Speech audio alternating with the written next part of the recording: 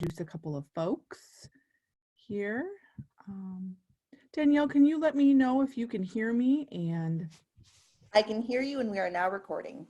excellent. So good morning, everyone. I'm looking for my drop-down screen there. Again, my name is Kelly Nye Lankerman, and thank you so much for joining us this morning. Today's webinar or web event is called Applying Prevention and Planning Strategies to Your Agency's Workforce Issues.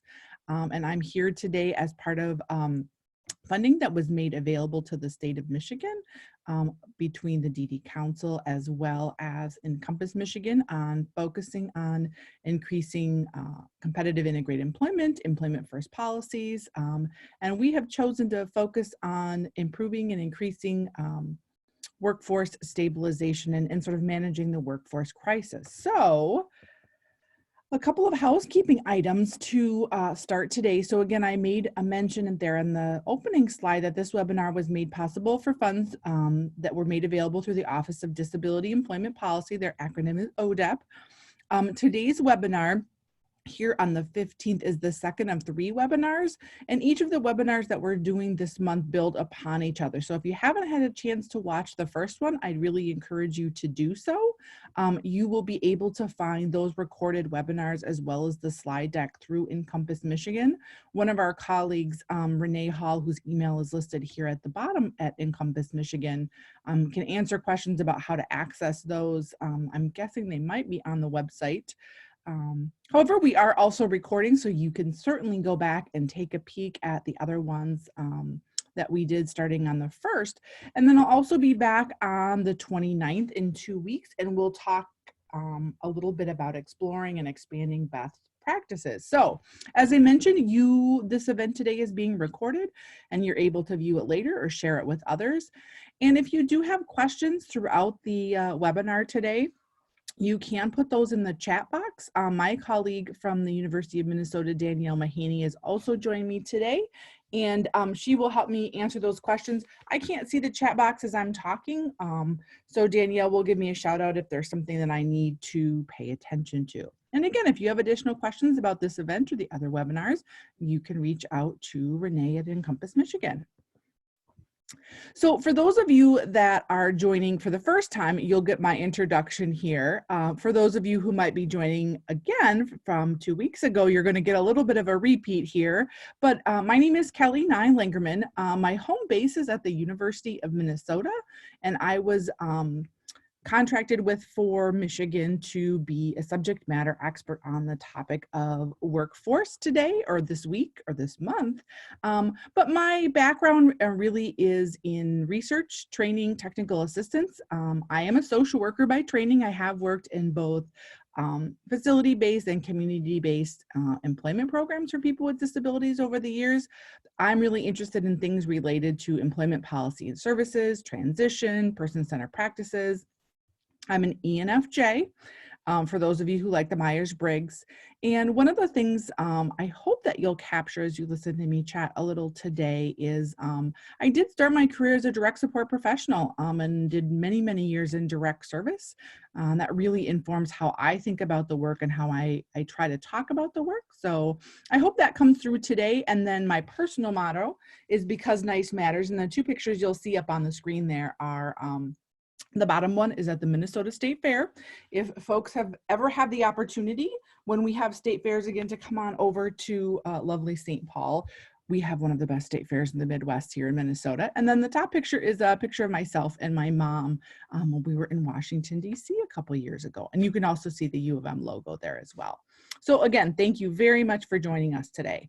So we are going to spend some time talking about a couple different topic areas. We're going to explore what we learned from our data from our last session.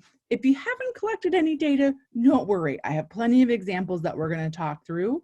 Again, as I mentioned, how these webinars sort of build upon each other. In our first webinar, we talked about how do we collect data? How do we find out what our numbers are and kind of what our true workforce issues are? We're going to talk about a few different prevention strategies, which is sort of the theme of today's webinar. And we're going to talk about kind of the difference between setting individual goals, agency goals, and system level goals when it comes to workforce.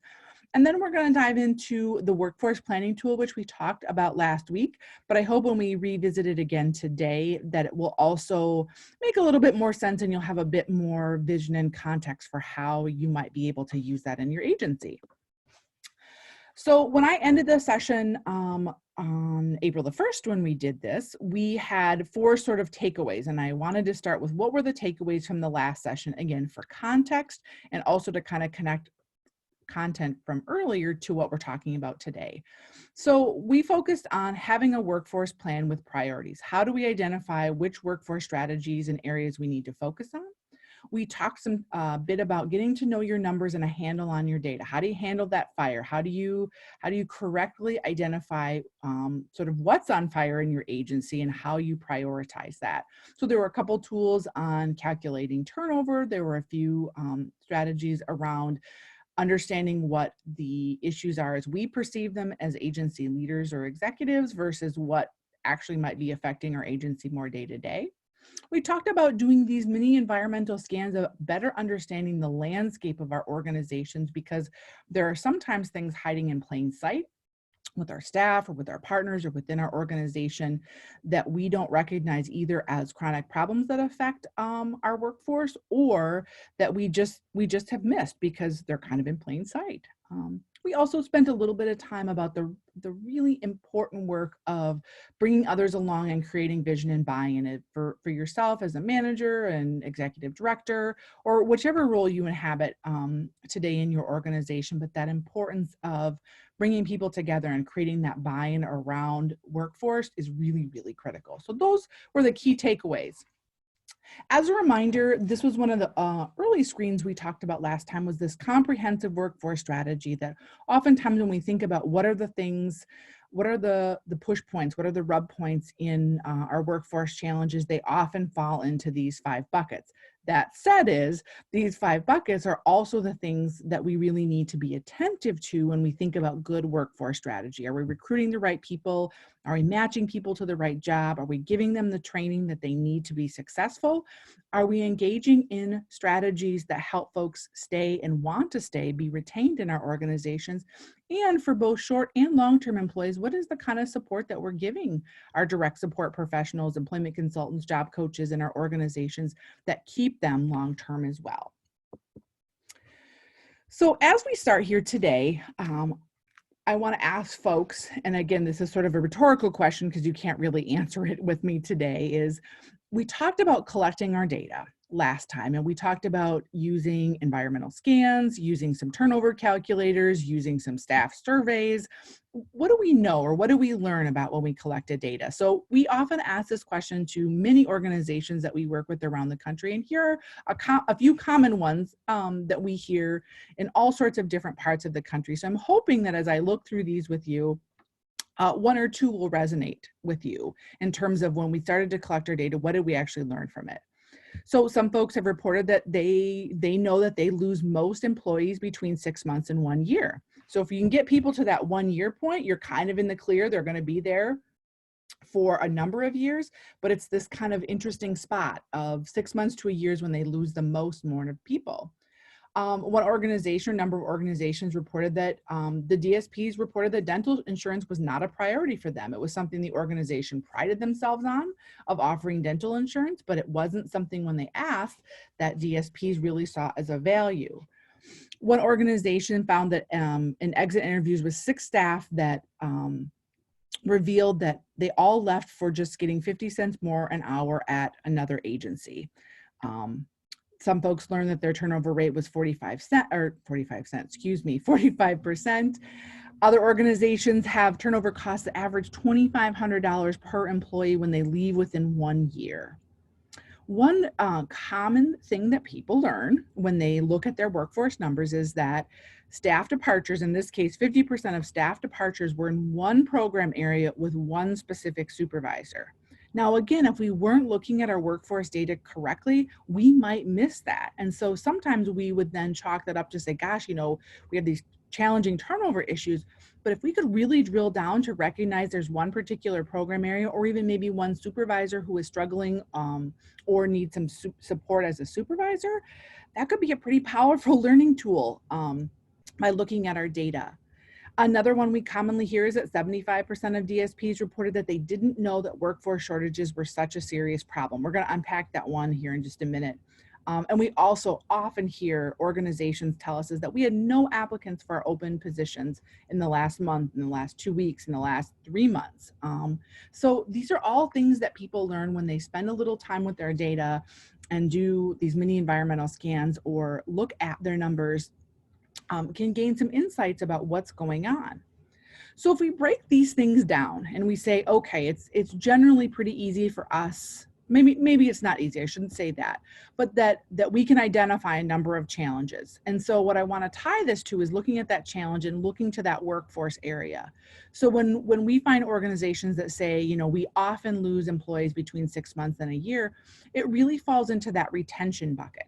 And so we say, okay, if we need to develop some workforce goals or a workforce focus, we really want to focus on that retention piece.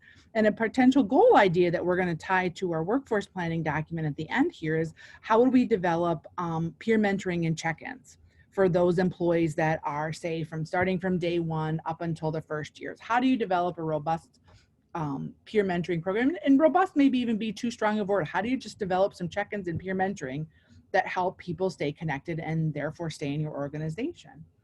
How about 75% of DSPs didn't know that workforce shortages were such a serious problem? Now, we have lots of different perspectives on that, but most folks know that we have workforce challenges, but lots of our direct support professionals that we encounter around the country don't necessarily know the seriousness or the depth of some of the problems.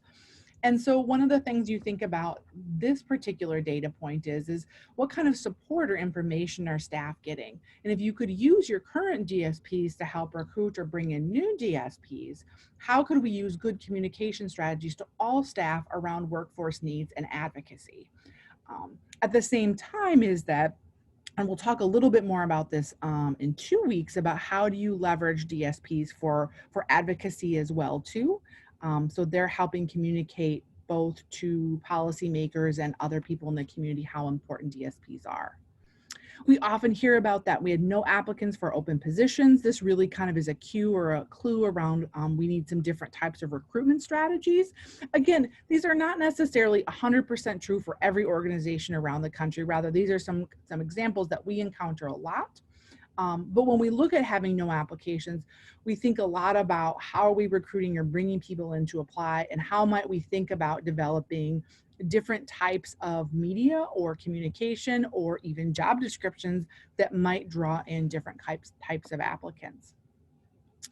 I wouldn't necessarily say this is a new one, but one that I also find kind of personally very interesting is that we hear a lot from organizations that new employees don't return after orientation. So you go through the interview, you go through the hiring process, you get them to your organization, they're going through orientation, and let's say that orientation's 3 days. Well, they don't show up after day 2, or they don't come back after day 3. So that really shows us that the screening and matching could be lacking in our organization. And so a goal idea might be adding realistic job previews to our interview process or to our onboarding process. And so I'm going to show you an example of that a little bit later. And DSPs need more training to lead community-based activities. And so that really falls into that training bucket. And this goes to a strategy around sharing stories of inclusion in a monthly newsletter or in social media. So again, we have different kinds of data, we have different kinds of needs, but all of these challenges that we're talking about help, again, give us clues about what types of things do we want to prioritize in our workforce planning. And this slide here, I actually find really, really difficult, because when we talk with organizations about, well, Kelly, how do we pick a goal? How do we pick, 1 or 2 things that we want to focus on? Because all of these things are of critical importance to our organization. The health and safety of the people that we support and care about is of utmost importance. The financial means and costs of how we do business and what things cost in terms of training, support, materials, is we can't do our business if we're not financially viable. We care about staff support, development, and direction. We care about our employees and our DSPs and everyone who works in our organization. And last but not least, our agency mission and licensing requirements are also of critical importance. So when you say, what am I supposed to focus on? I actually can't answer that. I wish that I could for organizations. Again, when we do one-to-one technical assistance, we can unpack these things more. But I ask all of you, in the places that you sit in your organization, what are some of the things that you need to pick off first? It's not saying that not all of these things are important, because they are, and we need to have all of these things working together to run an effective and safe organization. But you will have to make some choices about, what am I going to focus on first? If I really need to focus on health and safety because I don't have enough staff to run my business, maybe some of the financial means and costs get kicked down the can a little bit more because we need to try to bring more people in. If we're really struggling because staff are leaving at, scary rates in terms of we can't keep them on the job, we might have to look a little bit more at support and development. And maybe that means that we're moving a little bit away from our agency mission of supporting people with disabilities to figuring out how to support and retain staff. So there is this trade-off, and it's not right or wrong. It's just really something I think that we have to be honest about in terms of how do we think about setting those goals. I shared this quote with Ben Franklin, although I don't know sometimes if these different quotes are help people make a little marker in their brain to say that success is the residue of planning. And so what we have to really do is planning. And we talked about this in our first session about, like, sometimes we can identify so many things that are on fire. You're like, oh, I can't decide on what's the most important, or when I try to focus on this thing, something else starts on fire. And so again, really being mindful and taking the time today to come to this webinar and to work with your team and your staff about setting some workforce goals and priorities are really the activities that you need to be focusing on to help you address your workforce issues, short-term and long-term. So when we think about then how do we prevent some of the things from either becoming bigger problems? How do we basically make time and space to plan on how to deal with these things? So let's just say, for example, you do have 5 or 6 things that you've learned from your workforce data. Maybe you've learned about the cost of your turnover. Maybe you've learned that all of your staff are leaving from one particular program area. And maybe you've learned that you have open positions that sit open for weeks. Maybe those are kind of the 3 data points. So when we think then about prevention strategies, it's making space and making time to set goals and take action around each of those things. Because now that we have the information and the data, we really need to be compelled to act. And I think one of the things that we often see organizations struggle with is that it's easier to say that we are in this workforce crisis and everything's on fire and we don't know what to do next, and we're just kind of playing whack-a-mole. But when we actually step back and collect our data and think about our data, we can't really ignore some of the things that pop up or that we identify. And so it's really about using our time wisely to engage in a workforce planning and discussion. And part of what many of us struggle with is that our organizations or our schedules can't take one more thing. Like I can't add one more meeting. I can't add one more planning document or checklist to what my already busy life as a supervisor, a manager, an executive. That said, if we don't make time, everything is going to continue to be on fire. But if we look at some simple strategies of places that we're already doing work or already making time, we can start to chip away at these things. So one of the things that we often encourage organizations to do is that you have board meetings, you have management team meetings, and most organizations have staff meetings at some point or another, is that how can you add workforce issues, whether it's a workforce goal, whether it's a discussing an important topic, and adding that to your regular meetings. Doesn't mean it has to take over, maybe it does, but making space in those regular meetings and communications to talk about your workforce goals or your workforce planning. We also really encourage individuals, supervisors, managers, directors to set aside time in your calendar to work on planning and goal attainment. And it sounds very, very cheesy to say I'm making an appointment with myself, but it can actually be one of the most effective ways to make time to say, every other Friday afternoon for 90 minutes, I'm going to put this appointment on my calendar and this is what I'm going to do, and to keep that commitment.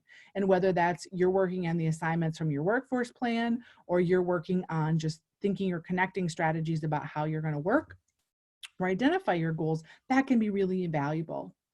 The other thing about prevention is that we often, either as supervisors, managers, directors, take on this sort of belief sometimes that we're the only ones that can either fix it or we're the ones who have to do everything. And we're going to walk through a goal example here in a minute where I try to show you that it isn't just the supervisor or the leader who needs to take on all of this. Is that when we get into good workforce planning and really operationalizing our goals, is we need all of our employees to be involved in that. And so we're going to talk a little bit more about how do you engage and assign others tasks. The other thing is, and part of it is you're doing it here today, is connecting with other agencies or associations to streamline the development. And I'm going to show you some examples of PSAs here in a moment. Next webinar, we're going to talk a little bit about peer mentoring and credentialing. So you'll see an example there too.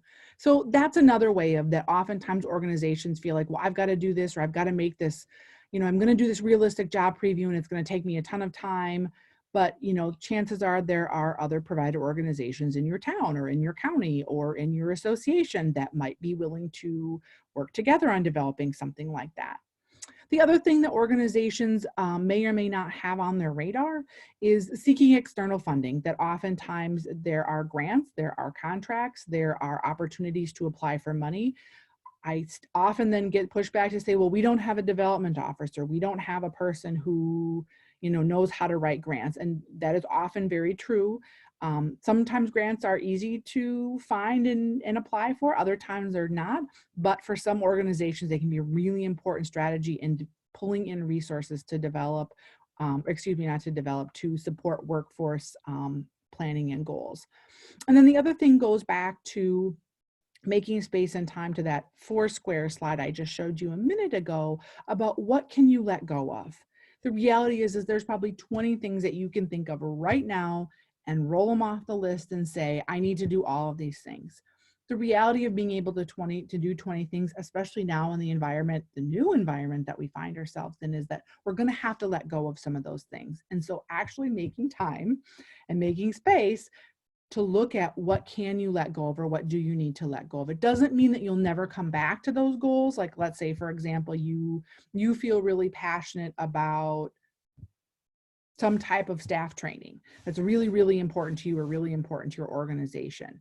But you've got all of these other things that are really, really pressing right now. You might keep doing the training, but you're not going to update it every year like you have in the past. You let that one go, even though the training is still really important. So think about that. And again, nobody can answer that question other than yourself or your organization. But something, again, to consider. Another really important prevention strategy, and again, some of this, I don't know if people are rolling their eyes or sighing of saying, well, gosh, Kelly, of course setting goals and focus are really important. But the reality is when we break it down with organizations is that we often don't take time to set goals and have a focus. And what that really means is, and I shouldn't say setting goals isn't easy or hard per se, rather is that we might be really good at setting goals, but we're not really good at focusing those goals, or we're not really good at following through with those goals. We're going to talk about a couple of steps to try to tighten that up a bit more. Again, setting goals can be done as a team. It can be a team of staff that you have. It can be your management team. It can be your board of directors. It can be your executive team. But it doesn't have to just be you as an individual, as a supervisor, as a director, but think bigger. Part of, again, getting that buy-in and getting folks to come along with you on this workforce improvement journey is really being able to draw other people into that process. Really being able to zero in on 1 or 2 areas that you really want to improve on. And so when I gave you that list of, we talked about of challenges at the beginning of all sorts of things of like, those could be challenges that your organization experiences, all of them in some form or another. How do you zero in on 1 to 2 areas that you need or you want to improve the most? Because again, you can't do all of it. So let's find 1 or 2 things that we think we can be successful on and zero in on those. We really, really, really encourage organizations to make sure that they use their data and their mini environmental scan to inform your decision. Because if you recall on the session that we did on April 1st, I had this little slide. It was very simple of sort of two arrows going in opposite directions and sort of what we think the problem is and what the problem actually is that if you're not using your data and using other bits of information to kind of inform how you're setting your goals, is oftentimes we can miss the mark as organizations. So really, really, again, using your data. The other thing that's really important in terms of setting your goals and your focus is what resources are you going to need to achieve those goals, and what resources can you access? So for example, one that we hear constantly is that, we want to increase our staff's wages. We want to, get on a track where we're giving people regular performance incentive pay or something like that. Well, in certain financial environments and in certain organizations, that might not be something that's financially feasible right now for a variety of different reasons. Now, we could get into budgeting another time, but even though it's really, really important, it might not be something you have a resource to do right now. And it doesn't mean you're never going to do it, and doesn't mean you don't acknowledge that you want to do it and that you're going to address it someday, but it might not be the one or two areas that you focus on now. So you really also have to be thinking about is to achieve some of your workforce goals and strategies that you want to unpack more and operationalize is, what do we actually have available to us? And that's something we don't really take time to sometimes think about it, because we might have pressure from our board to say, well, you need to decrease turnover by, 50% over the course of the next year. And that's going to take a lot of resources. Again, doesn't mean you shouldn't try, but we do have to be really strategic and intentional about what resources that we can actually access. And that's what also goes back to when I talked about looking for external funds. So as we're setting those goals, so again, hopefully in your brain, you're kind of thinking about one or two either areas or topics that you really want to focus on. And operationalize is a very fancy word. It's something that we often do, both in work and outside of work. But in order to be able to measure our goals and for others to understand the goals and for people to contribute to those goals, we have to operationalize those. And there's really a number of steps that go into that. It's tied to making SMART goals, which I'll show you in just a moment here. But really operationalizing your goals is you're creating the strategy, you're setting milestones, you're creating a plan, you're monitoring at a monthly level, a weekly level, a quarterly level, staff engagement, performance, sort of how we're doing on our goal. We're monitoring regularly what we're doing in this particular goal area, and that we're adjusting accordingly. So let's say, for example, that we want to deploy a new peer mentoring program. We talked about that a little bit earlier. We want to develop a new peer mentoring program. But let's say that as we're doing that, two of your long-term employees who are acting as staff mentors have left the organization. Well, we might have to adjust our plan, because how can you have a peer mentoring program if sort of the two core staff that were doing that are not there anymore? We might have to adjust accordingly. So being able to operationalize and break down your goal into meaningful parts as well as meaningful ingredients that can be communicated to staff is a really important intentional activity around workforce planning. The other thing that folks have often thought or heard about as they have worked through goal setting, because many of us have spent years in our career doing this, is using our goals in a SMART way, that they are specific, they're well-defined, they're unambiguous, that they're measurable, that we have criteria that we can actually measure, that they're attainable, that there is a level of success that we can actually achieve that goes with understanding what resources you have, that your goals are realistic and relevant to your purpose. Again, you as a supervisor or a director, might have a really important, training or topic or something that's really important to you, but making sure that those goals are also relevant and realistic within reach are important as well. And then timely, that you clearly define a timeline. We're often, again, very good at setting goals, but then not setting sort of time parameters and check-ins about how we're doing, and goals can continue on for months and years that never really get checked on. So again, the purpose of being timely is also to create that sense of urgency. So a couple of goal ideas as we think back, and again, I tried to build these off of some of the challenging examples that we talked about a little bit earlier, is thinking about goals and also recognizing goals that sometimes they might not necessarily feel like, how in the world is this possibly going to help us address the workforce crisis? Like, Kelly, I'm looking at these goals and this isn't going to, this isn't going to help me staff my agency tomorrow because I need staff tomorrow. You are correct. These goal ideas are really part of a bigger workforce picture. And again, when we talked in that first session is that there's stuff on fire now that we need to figure out how to address, but there are also in those 5 buckets things that we need to be tending to, because long-term, if we're going to stabilize our workforce, we have to be attentive to some of these other components. So when you think about some of these goals, just pause for a moment and stay with me here about they are connected to the different buckets within a good comprehensive workforce strategy. So maybe a goal is developing and deploying a staff climate survey. So you might ask to do a staff satisfaction survey every year. Maybe you tweak that a little bit more in terms of how people are feeling about the organization as a whole, or helping staff articulate or identify what issues are most important to them. A goal idea could be leadership training for all managers once a month.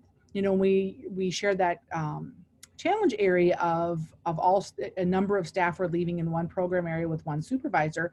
Training for your staff or training for your managers and supervisors is also can be a very effective workforce strategy, because we often attribute some of our workforce shortages or challenges to DSPs, when a lot of times they can come internally from us ourselves. A goal idea might be hosting an agency-wide discussion on various recruitment techniques at your next staff meeting. That's a very realistic goal. You might explore an applicant tracking system for managing materials and activities. A lot of times we hear from organizations that, especially organizations are big or that have multiple locations, that people have very different onboarding and hiring experiences.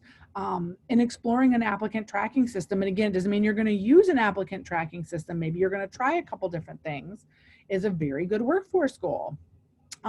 Maybe your organization is going to focus on recording 3 direct support or DSP testimonials on the value of working at our agency that you're going to promote on LinkedIn, on Facebook, on Instagram, that you're going to send out to your email list, that you're going to share with your board. So that could be a very realistic goal. Outlining a staff mentoring program, sort of the who, what, the what, why, and how of what would that actually look like.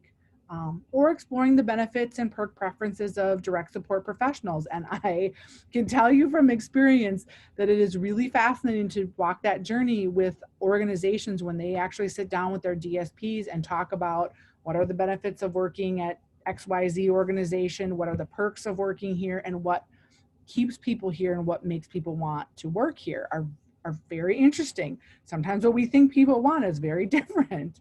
So when we think about breaking it down, because we talked about how do we operationalize something, how do we bring other people on board, how do we, again, kind of set a timeline or steps for actually taking action. So let's use a goal example of the last one I shared on the screen of let's explore benefit and perk preferences of direct support professionals. Again, very fascinating.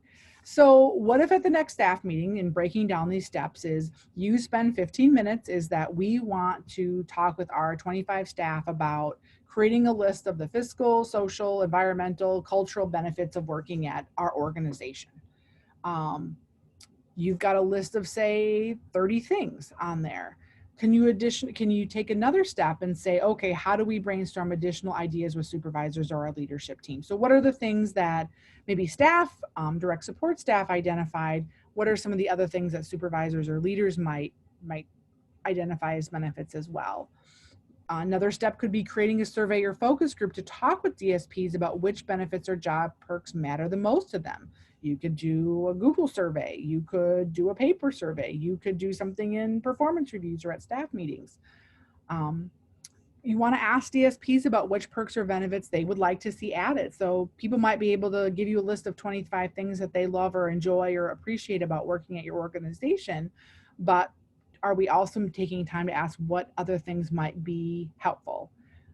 Taking these results to our board of directors for a reporting discussion or maybe a financial discussion, and then thinking about how might we adjust benefits next fiscal year. And I use the term benefits in sort of air quotes here because I'm not necessarily talking about health or life insurance or retirement benefits per se. I'm sort of talking about benefits as staff and employees identify them. So we actually then try to break that down to say, okay, that seems like a lot of tasks to operationalize this goal. Who is actually going to do all of this?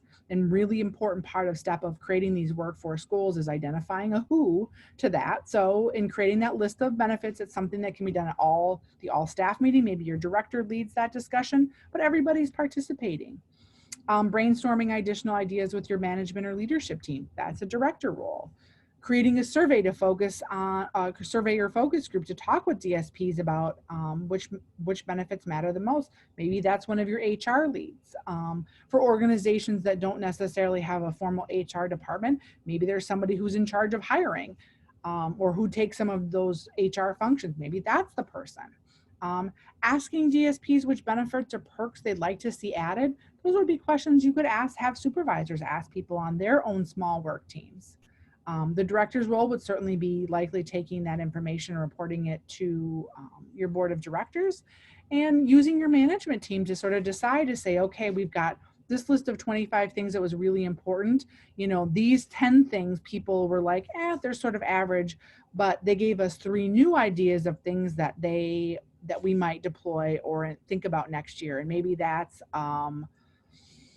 I don't know, I should have thought of some examples, a half day off to vote for all staff, or there's a certain type of training strategy or a training topic that all people really want. And so again, thinking about in the coming year, then what is our management team going to adjust or change about our benefits or perks? So last time I shared this workforce planning document, and this was created for providers who in the state of Michigan who are receiving some technical assistance through ODEP funding. It does use that SMART goal format that I talked to you about. Again, remember the acronym, and we also use a goal attainment scale. I'm going to show you an example of that in a minute here. So when you look at the slides, when you get those off either the Encompass Michigan website there, you can access an editable version of this document. But what you see here again is this 1 year big picture vision. What is our workforce vision? Our vision might to be that our workforce vision is that direct support professionals in our organization feel trained and supported in doing their jobs. Like that is our big goal. In order for direct support professionals to feel that, they have to be able to have access to training that prepares them to meet the support needs of individuals. So that might be one particular goal. And then we break those things down to say, the goal is we need to, or our organization is going to provide, 3 hours of online training focused on autism spectrum disorders or something of that nature. In the action steps box is what we talked about a little bit earlier about what are the ways that we're going to operationalize this goal? What are the specific steps that we need to take? And then who's responsible for those steps? And then last but not least, what are the resources necessary that we need to do? Do we need time? Do we need money? Do we need a partner? Do we need the rules to change or the legislation to change? What are the things that we're going to need to do that? And again, they can be things that are totally focused on your organization specifically, but they also could be goals around, say you have a goal of empowering direct support staff to be more engaged in communicating messages about the importance of direct support.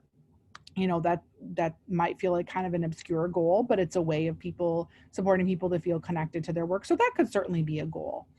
One of the different things that you'll find about this particular workforce planning tool, and you really can use it in any type of setting that you're working on goals, is that this goal attainment scale really helps people create that vision for the future. So what is our goal going to look like 1 year if progress is more than expected, less than expected, getting what we expected, a lot more or a lot less? And why we use goal attainment scale in workforce planning, we use it in a lot of different places, is that it also really focuses folks on the vision of saying, what is it going to look like when we're successful? How do we create that vision and buy-in? But what is it going to look like if we don't get everything that we wanted? Because the reality is we want to set goals that we can be successful at, but as we know, there's all sorts of extenuating circumstances that happened in our organizations, in our environment, in our states, that affect how we do our goals. So being able to articulate what that can look like can be a really valuable activity for your management team, for your leadership group, for staff to be able to see what's it going to look like when we meet these goals, and what would we expect to be changed because of meeting those goals. So a couple other quick things that I want to be able to share with you here today are one other prevention strategy that's really important. We're going to actually spend a little bit more time talking about this in 2 weeks, is using support ideas and inspirations about how do we explore best practices? How do we, again, make time to understand what's going on in the field? What are other organizations doing? What does the literature say? What are the new rules? Those are kind of exploring best practices. How do we learn from others? Whether it's others in our provider network, others in our state, others nationally. How can we reuse what is already out there? You know, we might feel really overwhelmed about the idea of developing a peer mentoring program in our organization, but I'll tell you, there's probably 25 other organizations right now that are going through the same process, and there are things that you can use online or share or modify.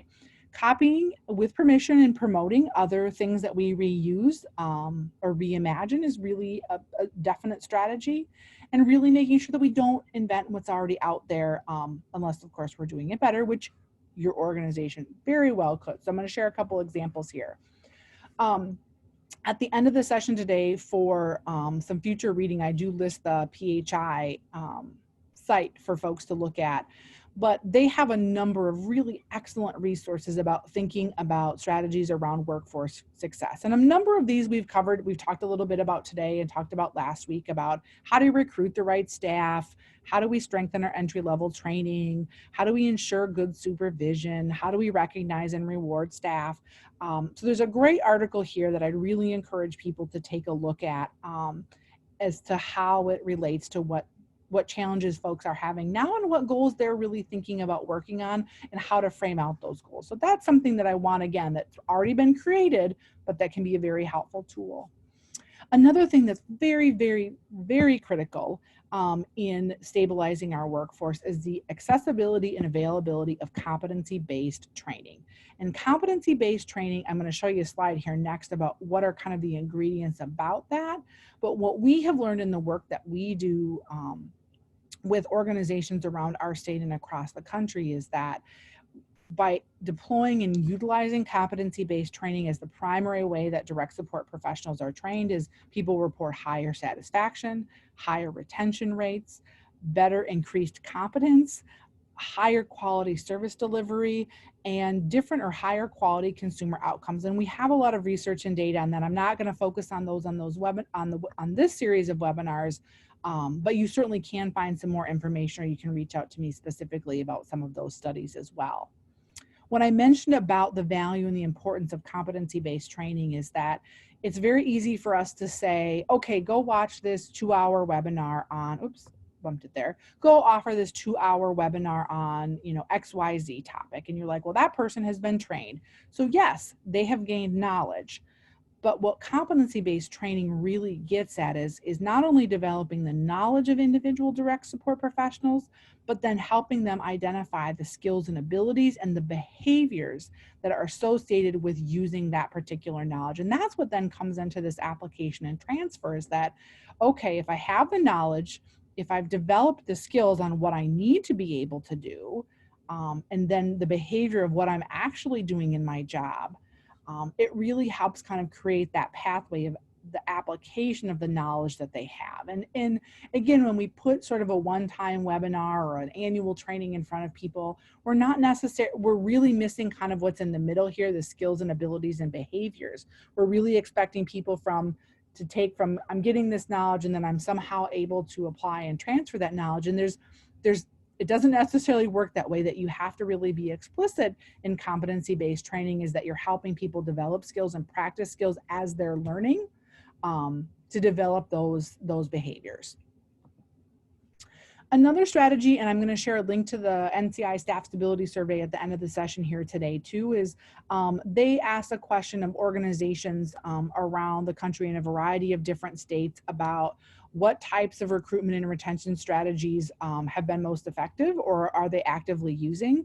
So in this particular staff stability survey that you're going to look at here, or that I'm going to provide a link to, 42% of respondents said they do pay incentives or referral bonus. 75% of respondents said they used realistic job previews. 89%, I was really surprised at this, say that when they hire direct support professionals and train them, they do a training and have them sign the DSP or the NADSP Code of Ethics. 37% said that they use a ladder to retain highly skilled workers. We're going to talk about that in 2 weeks, about that credentialing ladder. And 37% say that they supported staff to get a credential. So you can dig into the DSP Staff Stability Survey a little bit more. There are some things around retention and recruitment, but again, a resource that's already there, created, that looks at some of these different data points. Another thing I want to share, and I shared a link again in the resources, is an article around how do you actually then improve outcomes. So if we're thinking about stabilizing our workforce and we want to improve the quality of services to the individuals that we support, what are the things that actually can help us do that? So some of the things that we have control over, and then some of the things we don't. We can introduce and showcase and have individuals sign the Code of Ethics. We can produce and promote training and competency-based training on the DSP core competencies. We can control and influence and change organizational culture. Now, we can't change people's intrinsic motivation, but 3 of the 4 of those things, we really as organizations do have some control or influence. And I don't say control as in like a paternalistic power over per se, is that more of that we're able to partner with people to develop these knowledge, skills, and abilities. So again, a good article here that I also shared in a link here at the end around that. One of the things that we often see organizations use are public service announcements, or PSAs. They're things that people use in newsletters with their board of directors, when they're recruiting people, when they just want to create community awareness. This was something that actually we used, I think at the Minnesota, it's a state fair reference again, that we used at the state fair last year, around making sure that people felt valued and included.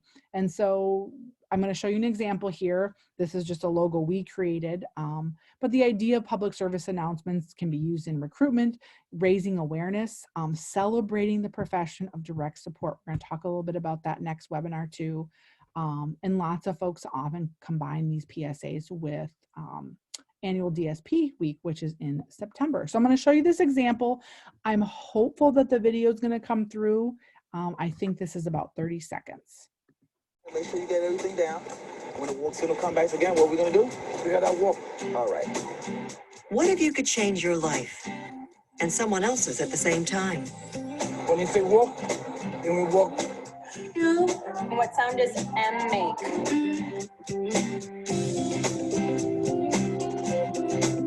Make a difference with a career that is more than a job. Become a direct support professional. So that's an example of a, let me switch there, of a public service announcement. The link that you see on the screen there is a link to 3 different workforce toolkits. There are examples of PSAs in these workforce toolkits. There are things that you can download and use yourself as in your organization, or there are also some things that you can customize, and I'm going to show you another one in a moment. So those are, again, really important tools that other groups and organizations that have already created. You may be able to modify them, or you may be able to just use them as you think about what are the workforce goals and the challenges that you want to address first. One of the things you've heard me reference a couple of times are realistic job previews. I'm going to show you an example here of one. I believe it's about 90 seconds. But we saw on that slide around the NCI Staff Stability Survey is that a number of organizations said, yep, we'd use realistic job previews. And what those really are is they're targeted for potential recruitment or potential DSPs, for job candidates. We use them early in the interview process to help individuals understand what is the type of work that they're going to be doing, what's going to be expected of them. We want them to understand their role. We want it to reduce turnover. And we want people to feel, again, an interest and connection in doing that particular work. And again, when I say interest and connection, I mean, that is not going to be for everybody. People don't always enter direct support work because they have a higher calling, but that you can use realistic job previews to help sort of match expectations. And what we have learned both from our research and our technical assistance is that candidates or applicants better understand the job before they're starting. They're able to make informed decisions about, is this job the right job for me? So remember that challenge area when I said that 30% of people were leaving after they completed the orientation? We often go back with organizations and say, when you see that, have you done those realistic job previews? Because sometimes people don't understand what they're getting into and they come to orientation and they're like, oh my gosh, I didn't know that I was going to be expected to do that. So realistic job previews can be a really important tool. And candidates have the ability then to sort of self-select out. So rather than you terminating them 2 weeks down the road or not showing back up for orientation or not performing within the first 2 months, is that realistic job previews can actually be important tools that people can either not enter the job or leave the job before too long. So I'm going to share this one with you here. And I believe this one is about 90 seconds.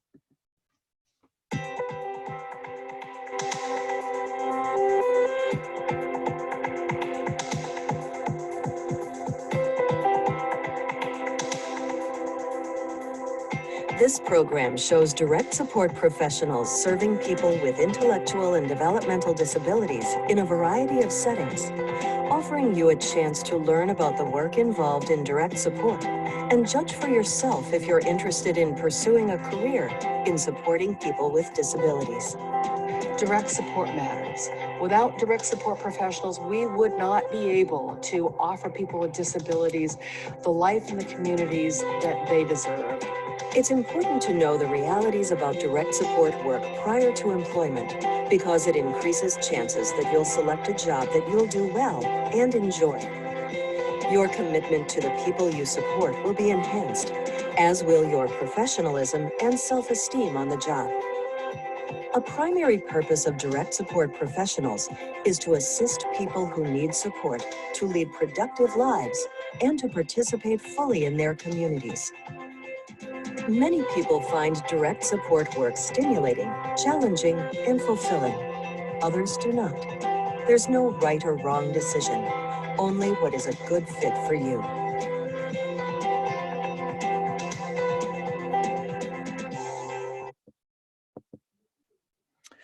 So again, that was an example of, there's actually a longer version of the realistic job preview that you can find on Anchor's website there in that toolkit link that I shared with you a little bit earlier. So again, it might not seem completely relevant to the type of service your organization supplies, but you can get the idea of that if there was a way to do a 5-minute video, even with your own employees or in your own settings, to help new applicants understand what is needed, expected, and desired of DSPs in your organization, could that be a really useful tool when it comes to recruitment and then training, or screening and matching?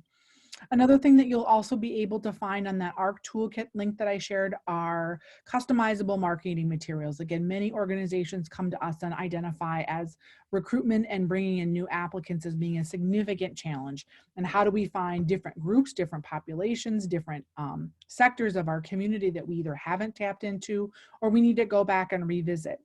And that could be older adults who have retired from other careers. That could be new graduates or people leaving college or high school. And also in the particular case on the example on the left of new immigrants to the United States, about how could you use that to recruit different types of direct support professionals. So again, using customizable marketing materials is one way to also think about increasing recruitment of different types of DSPs. So we've come to the end of our session here today, and a couple of key takeaways that I hope individuals will be able to sort of put in their pocket and move forward in the week ahead is that we really can't fix all of the things that are on fire right at the moment, but we can do some prioritizing and we can do some planning. And in that prioritization and planning, we get a better short and long-term handle on our workforce crisis. That it's really important to be able to select and hone your focus on 1 to 2 key areas, on 3 to 4 different goals that you really want to focus on. Again, they are all important. Nobody can decide for your organization which is the most important, but at the same time, being able to hone that focus is really critical. Breaking down those big goals and that big vision into smaller tasks, that's that operationalization, and really sharing the responsibility of workforce planning and workforce goals. And I can't overemphasize that enough, is that it isn't one individual's job to fix the organization's workforce challenges and problems. It's everyone's responsibility together. And we really all need to be working together collectively to be able to tackle the challenges that we're experiencing now. And then I hope with some of the tools that I just briefly shared at the very end is to use and repurpose what's already out there. If the things that I showed you don't work specifically for your organization, how could you tweak or make something your own? How could you create a 1-minute video that shares the message of the value of DSPs that could be used in your organization or in your community? So again, don't always have to create something new. There are lots of other things out there that you might be able to use as well. A couple resources I mentioned, I talked about the NCI Staff Stability Survey that has a lot of interesting nuggets in there. I mean, it's got some workforce data in there, but I also linked you there to the PHI site around workforce data and workforce organization. And then I'm also sharing a link to Impact, which is a publication that we do out of the University of Minnesota focusing on DSPs and person-centered practices. And so I hope that you'll be able to take a peek at that. There's a number of different articles, and we have a really nice interface for people to be able to skip through articles and have a read it to me feature as well. I do want to disclose that this event was made possible through funding available from the Office of Disability Employment Policy through the VOICE project awarded to the state of Michigan. The opinions and the experiences shared today are mine and through my professional work experience and do not represent ODEP policy. So not to be a downer at the end, but that is a funny disclosure statement that we do make.